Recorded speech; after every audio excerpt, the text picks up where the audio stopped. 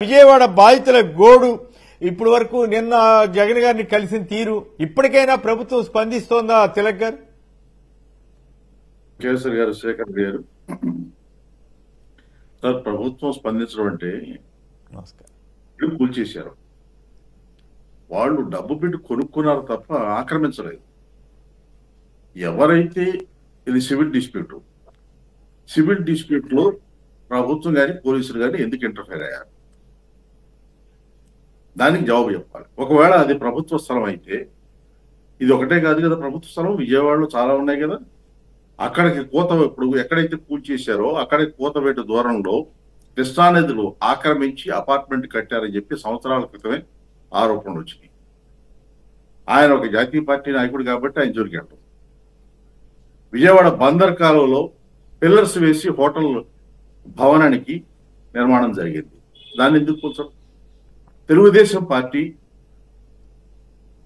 డొంక రోడ్డు ఆక్రమించి తెలుగుదేశం పార్టీ కార్యాలయం నిర్మాణం జరిగిందన్నారు. దాన్ని ఎందుకు కూల్చడం? వీటన్నిటికంటే చంద్రబాబు నాయుడు గారు ఉంటున్న ఇల్లే అక్రమం కదా. ఆ పొడవునా ఉన్న ఇళ్ళన్నీ కూడా, ఇళ్ళు కానీ భవనాలు కానీ అన్నీ కూడా అక్రమం అని నేను చెప్పడం లేదు. తెలుగుదేశం పార్టీ 2014లో ప్రభుత్వంలో మంత్రిగా ఉన్నటువంటి దేవినేని ఉమామహేశ్వరరావు చెప్పారు కదా, అవన్నీ కూల్చేస్తామని. వాటిని ఎందుకు కూల్చలేదు? ఇవే అడ్డం వచ్చినాయా? ఇది జరిగిన తర్వాత, కూల్చేసిన తర్వాత విజయవాడ ఎంపీ కానీ, అక్కడ విజయవాడ వెస్ట్ ఎమ్మెల్యే కానీ, తెలుగుదేశం పార్టీ నాయకులు కానీ, మంత్రులు కానీ ఎవరు కూడా అక్కడికి రాలా. దాన్ని బట్టి అర్థమవుతుంది కదా దీని వెనకాల ఎవరున్నారనేది. సరే, పోతిరి మహేష్ గారు ఆరోపించారు బందర్ ఎంపీ గారు దీని వెనకాల ఉన్నారనేది. మరి ఎందుకు చర్య తీసుకుని ఆయన గారికి మల్లవల్లిలో 100 ఎకరాలు ఇస్తారు, ఇక్కడ ఇల్లు కూల్చేసినా కానీ ప్రభుత్వం సహకారం అందిస్తుంది, పోలీసులు వెళ్తారు. ఇంత అరాచకమా? ఇదే రోడ్లో ఈ కూల్చేసిన చోటికి కొంత కూతవేటి దూరంలోనే తెలుగుదేశం పార్టీ కార్యకర్తలు, ముఖ్య నాయకులు కొంతమందికి మామూలు ఇవ్వలేదు, దందా ఇవ్వలేదని టిఫిన్ ఇది పెట్టుకున్నట్టు బండి పెట్టుకున్న వాళ్ళ మీద దౌర్జన్యం చేసి ఆ బండిని ధ్వంసం చేశారు తెలుగుదేశం పార్టీ వారు. ఏం అరాచకాలు ఈ విజయవాడలో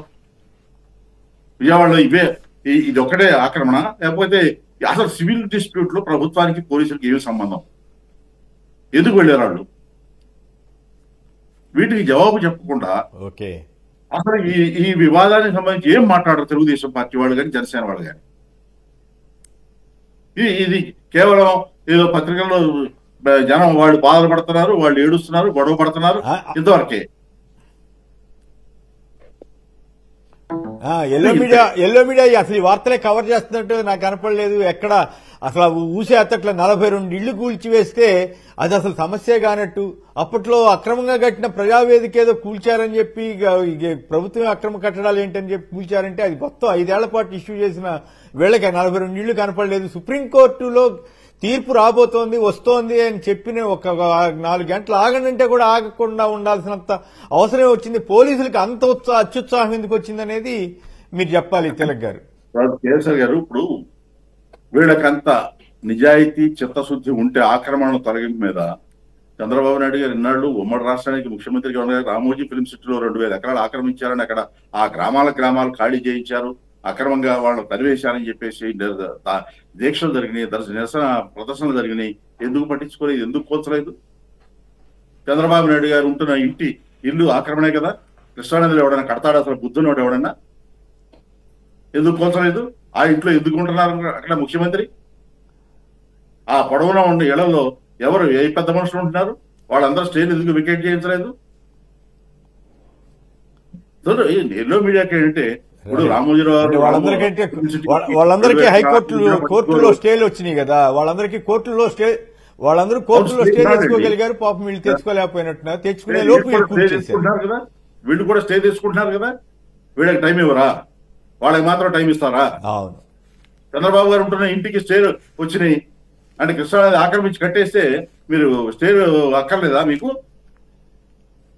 కోర్టుకి వెళ్ళరా మీరు? అసలు పర్యావరణ మంత్రి గారు పవన్ కళ్యాణ్ గారు ఏం చేస్తున్నారు? మరి ముఖ్యమంత్రి ఇల్లు కృష్ణానదిలో ఆక్రమించి కట్టినా గానీ అది పర్యావరణానికి పరిధిలోకి రాదా? ఆయన కనపడదా అది?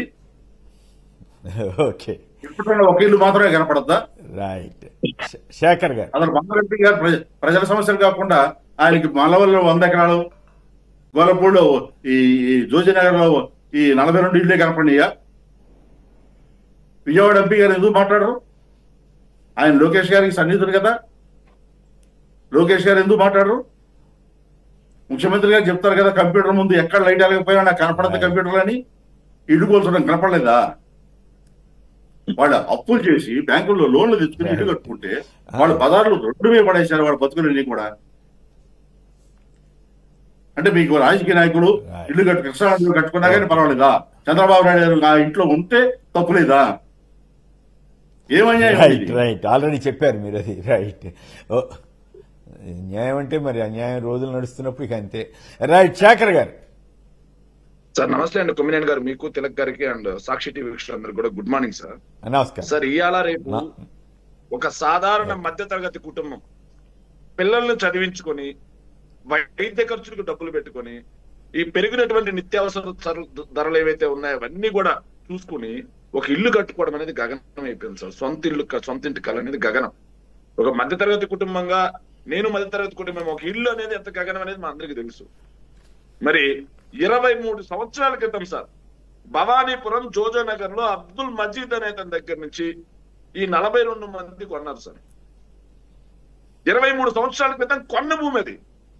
ఆ భూమిలో వాళ్ళు వాళ్ళ యొక్క కష్టాన్ని, రక్తాన్ని, చెమటని డబ్బుగా మార్చి వాళ్ళు ఇల్లు కట్టుకుంటే అన్యాయంగా, దారుణంగా ఇల్లు కూలగొట్టడం అనేది ఎంతవరకు ఈ ప్రభుత్వానికి సమంజసం? తిలక్ గారు చెప్పినట్టుగా సివిల్ మ్యాటర్ లో పోలీసులకు ఏం పని? అది శ్రీరామ ఏదో చెప్పారు సార్, శ్రీ లక్ష్మీరామ కోఆపరేటివ్ సొసైటీకి సంబంధించిన భూమి అని చెప్పేసి కేసు వేస్తున్నారట సార్. సుప్రీంకోర్టు గత నెల 3వ తారీఖున ఎలాంటి తొందరపాటు చర్యలు వద్దు, తదుపరి మా నిర్ణయం వచ్చేంత వరకు అని చెప్పి కూడా ఆర్డర్ ఉంది సార్. అయినా సరే ఈ ప్రభుత్వం పోలీసులను పంపించి వాళ్ళందరినీ కూడా రోడ్డు పాలు, వస్తువులను కూడా బయటకు తెచ్చుకునే టైం ఇవ్వకుండా అలా దారుణంగా కూల్చడం ఎంతవరకు సమంజసం? మరి సాక్షాత్తు కృష్ణా నది గర్భంలో కట్టినటువంటి ఇంట్లో, అక్రమ కొంపలో నివాసం ఉంటున్నటువంటి ముఖ్యమంత్రి గారికి ఈ నివాసాలను కూల్చివేసేటువంటి నైతికత ఎక్కడుంది? నేను నేరుగా అడుగుతున్నాను సార్. ప్రభుత్వమే ప్రజావేదిక అనేటువంటి ఒక అక్రమ కట్టడాన్ని కట్టేస్తే దాన్ని జగన్మోహన్ రెడ్డి గారు ఏంటంటే ఇది ప్రభుత్వం అక్రమ కట్టడాలను తొలగించాల్సినటువంటి ప్రభుత్వం నదీ గర్భంలో మనం కూర్చొని వేరే వాళ్ళకి నీతులు చెప్తే ఏమాత్రం బాగుంటుందని చెప్పి ప్రజావేదికను కూల్చేస్తే విధ్వంస పాలన అని చెప్పేసి 5 సంవత్సరాలు నడిపించారు సార్. మరి 42 కుటుంబాలను రోడ్డున పాలన చేసినటువంటి ఈ ప్రభుత్వంది కాదా విధ్వంస పాలన? ఇది కాదా అరాచక పాలన? నేరుగా అడుగుతున్నాం, సమాధానం చెప్పాలి సార్. ఇవి కాకుండా ఇప్పటంలో సార్ గత 5 సంవత్సరాలు మేము అధికారంలో ఉన్నప్పుడు ఇప్పటంలో రోడ్డు వైండింగ్ లో భాగంగా నోటీసులు ఇచ్చి ప్రారీ గోడలు, బయట ఉన్నటువంటి అరుగులు కూల్చేస్తే సినీ ఫక్కీలో సార్ పవన్ కళ్యాణ్ గారు పైన కూర్చొని మీరు కూడా విజువల్ చూపించారు సార్. ఎంత హాయిగా వెళ్ళారు ఆయన. వెళ్ళేసి మనల్ని ఎవరు ఆపేది అని చెప్పేసి ఏదేదో మాట్లాడారు. చివరికి హైకోర్టు ముట్టికాయలు వేసింది. రాజకీయాల కోసం ఇంత దిగజారుతుంది పవన్ కళ్యాణ్ అని. అయినా సరే ఎప్పటం అని ఎన్నికల వరకు వాడారు సార్. మరి ఆయన ఉన్నటువంటి మంగళగిరి కోతవేటి దూరమే కదా సార్, భవానీపురం పెద్ద దూరం ఏం కాదు కదా. రోజు గన్నవరం ఎయిర్పోర్ట్ నుంచి మంగళగిరి, గన్నవరం ఎయిర్పోర్ట్, హైదరాబాద్ ఇలా తిరుగుతూనే ఉంటాడు కదా.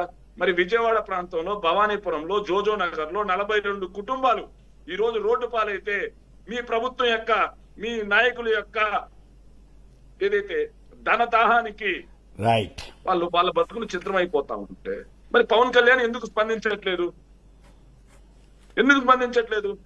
సార్ ఆయన ఇంతకుముందు చాలా సార్లు అన్నారు సార్, పర్యావరణ పరిరక్షణే నా ధ్యేయం అన్నారు. మరి కృష్ణానది గర్భంలో కరకట్ట లోపల ఉన్నటువంటి అక్రమ కట్టడాల్లో ముఖ్యమంత్రి గారే నివాసం ఉంటున్నారు. మరి పర్యావరణ పరిరక్షణే మీ ధ్యేయం అయితే ముఖ్యమంత్రి గారిని ముందు ఖాళీ చేయించండి. మీకు ముఖ్యమంత్రి గారికి మధ్యలో మీడియేటర్ గా ఉన్నటువంటి ఆ లింగమనేని గారి ఇంటిని కూల్చివేయండి. మీ చిత్తశుద్ధిని మేము ఒప్పుకుంటాం. అలా కాకుండా ముఖ్యమంత్రి గారు ఆయన క్యాంపస్ మొత్తం కూడా అక్రమ ఏదైతే నదీ గర్భంలో పెట్టుకుని ఇలా పాపం మధ్యతరగతి కుటుంబ వాళ్ళ బ్రతుకుల్ని రోడ్డు పాలు చేయడం ఎంతవరకు సమంజసం? దీని వెనక ఎవరెవరు ఉన్నారో వాళ్ళందరూ కూడా ఆ ప్రజల యొక్క బడబాగ్నికి ఖచ్చితంగా గురవుతారు. అయిపోతారు సార్.